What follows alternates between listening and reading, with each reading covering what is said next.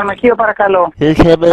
Γεια σας παιδιά, φαρμακείο. Ορίστε. Ναι, φαρμακείο λέω, καλησπέρα, γρήγορα, επίγον περιστατικό. Με ακούτε?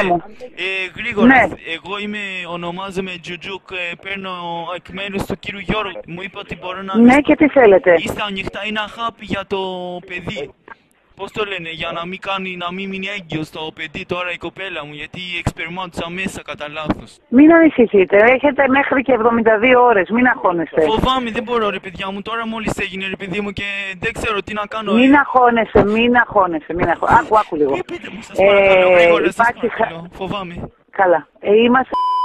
Ξέρω, τι κάνουμε τώρα, πείτε ότι το πήραμε αυτό, τώρα τι κάνουμε ρε παιδί μου, Τίποτα. είναι υπόθετο. Το πήρατε το χάπι? Εγώ, όχι. Το έχετε? Ωραία, ελάτε από εδώ, ηρεμήστε και ελάτε από εδώ να... Το έχω αγοράσει, τώρα δεν ξέρω όμως τι να κάνω, σε παρακαλώ πες μου. Γιατί δεν Τίποτα, θέλω να μείνει έγκυος. θα βάλετε... Μην αγχώνεστε, δεν θα μείνει έγκυος. Σίγουρα. Θα το πιείτε τώρα το χάπι, ναι, και τελείωσε το πρόβλημά σας. Ωραία, μισό λεπτάκι να το κάνω τώρα, ένα λεπτό πριν.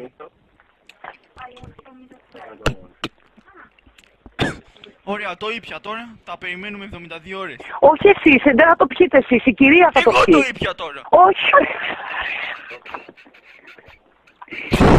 Όχι εσείς.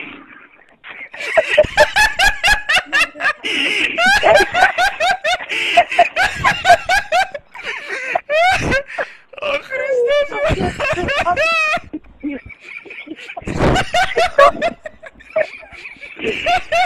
Ελάτε να αγοράσετε.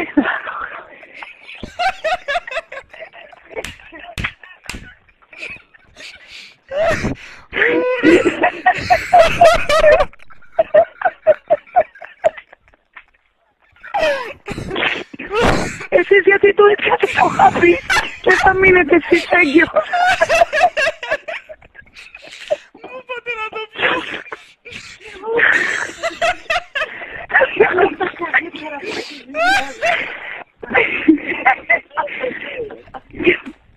Μ' ακούτε?